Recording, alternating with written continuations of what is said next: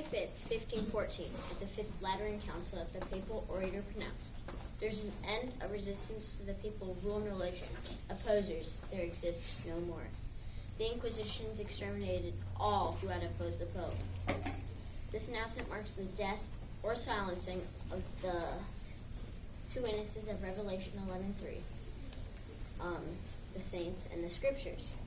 Not only was it punishable by death to own a Bible, but anyone who did or opposed the authority of the papacy was deemed a heretic and denied the dignity of a proper burial.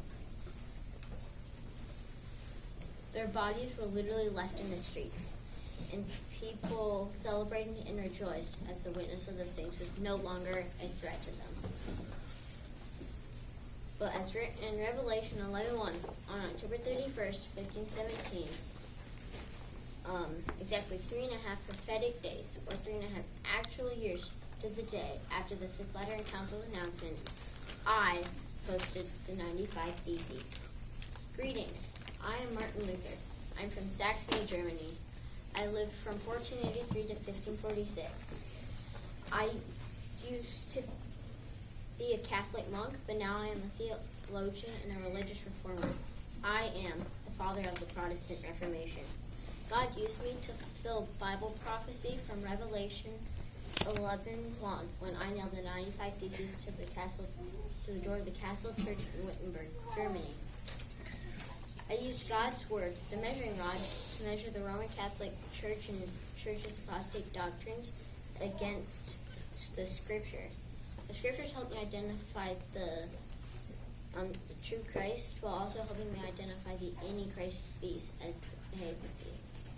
I posted my 95 Theses on October 31st, 1517, which is All Hallows Eve, and it's a day I knew most people would come to church to pray to the dead.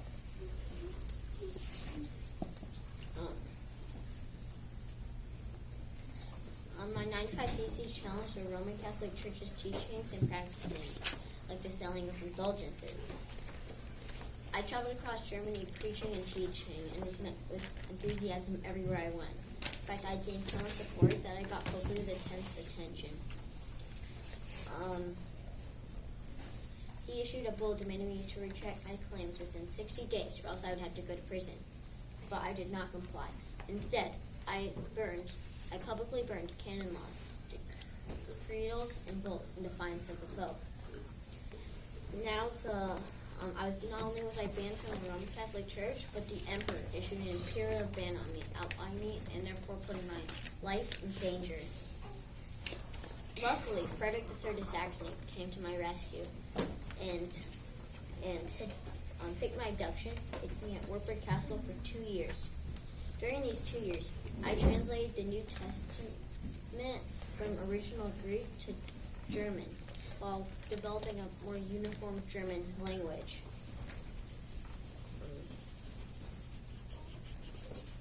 So people can understand it, the scripture. And the Gutenberg printing press made it possible to print and mass produce the Bible as a book, which is the little book of Revelation 10. It was available all across Europe to many nations and many languages, making it possible for all people to measure the Roman Catholic Church against the Word of God. This is a woodcut print I had made for my Bible translation to illustrate the two witnesses.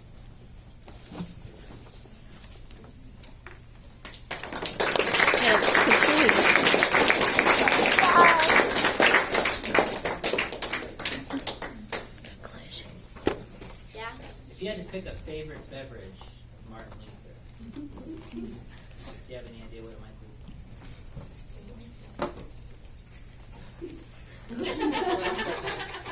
A martini.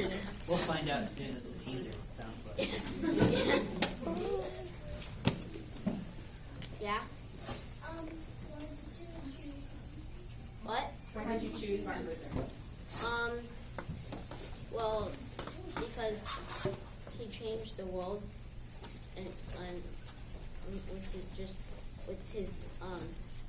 he was one man to change the world basically, and he did a really big act with everybody.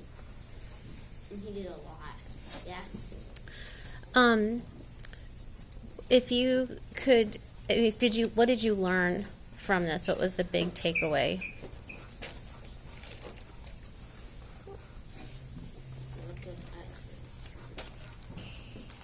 I learned.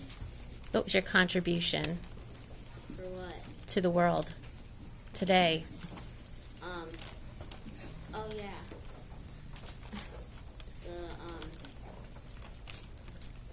Oh. We have Bibles today. Oh yeah. It's but yeah, you should be thankful for reformers like me because many died for you to have a Bible. So you should be sure to read your Bible and use it as a measuring rod to measure not just the Roman Catholic Church, but even your own church and your own beliefs.